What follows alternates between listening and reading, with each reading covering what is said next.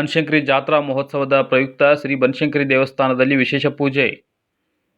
ಗಂಗಾವತಿ ನಗರದ ಬಸವಣ್ಣನ ವೃತ್ತದ ಬಳಿ ಇರುವ ದೇವಾಂಗ ಸಮಾಜದ ಶ್ರೀ ಬನಶಂಕರಿ ದೇವಸ್ಥಾನದ ಬನದ ಹುಣ್ಣಿಮೆ ಬನಶಂಕರಿ ಜಾತ್ರಾ ಮಹೋತ್ಸವದ ಅಂಗವಾಗಿ ವಿಶೇಷ ಪೂಜಾ ಕಾರ್ಯಗಳು ಸಾಂಗತವಾಗಿ ಜರುಗಿದವು. ದೇವಸ್ಥಾನದ ಪ್ರಧಾನ ಅರ್ಚಕ ಟಾಕಪ್ಪ ವಿಶ್ವಕರ್ಮ ಬೆಳಗ್ಗೆ ಅಮ್ಮನವರಿಗೆ ಪಂಚಾಮೃತ ಅಭಿಷೇಕ, ಅಷ್ಟೋತ್ತರ ಪಾರಾಯಣ, ವಿವಿಧ ಹೂಗಳಿಂದ ಅಲಂಕಾರ, ಸತ್ಯನಾರಾಯಣ ಪೂಜೆ, ಸಂಜೆ ಸಮಾಜದ ಮಹಿಳೆಯರಿಂದ ತೊಟ್ಟಿಲು ಸೇವಾ, ಭಜನೆ, ಇತರೆ ಪೂಜಾ ಕಾರ್ಯಗಳು ಜರುಗಿದವು. ಸಮಾಜದ ಮುಖಂಡರು ನೀಲಕಂಠ ನಾಗಶೆಟ್ಟಿ ಹಾಗೂ ಇತರರು ಸಮಾರಂಭವನ್ನು ಕುರಿತು ಮಾತನಾಡಿದರು.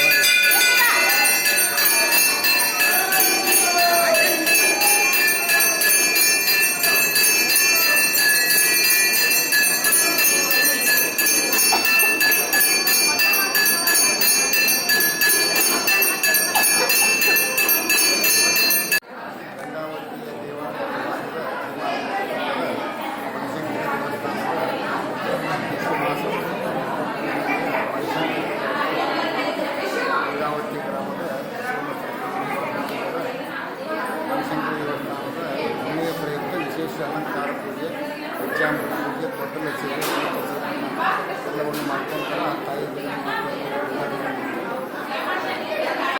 ಸಮಸ್ತ ನೇಕಾರರ ಅಧಿದೇವತೆ ತಾಯಿ ಬನಶಂಕರಿಯ ಜಾತ್ರಾ ಮಹೋತ್ಸವ ಇವತ್ತು ಪುಷ್ಯ ಪೌರ್ಣಮಿ ಅಂದರೆ ಬನದ ಹುಣ್ಣಿಮೆ ಅಂತೇಳಿ ಹೇಳ್ತೀವಿ.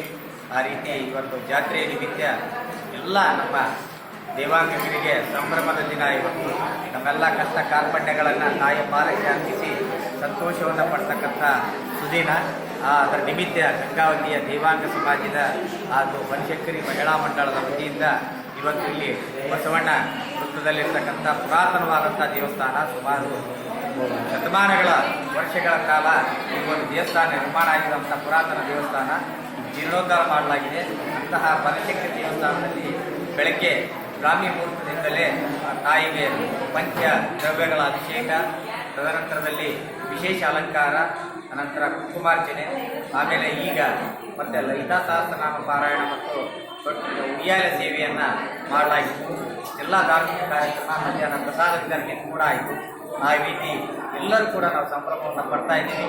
ಆ ತಾಯಿ ಬನಶಂಕರಿ ಸರ್ವರಿಗೂ ಕೂಡ ಆಯುರಾರೋಗ್ಯ, ಐಶ್ವರ್ಯ, ಭೋಗ ಭಾಗ್ಯ ಕಲುವಲಿ ಅಂತ ಆ ತಾಯಿಯ ಪಾರ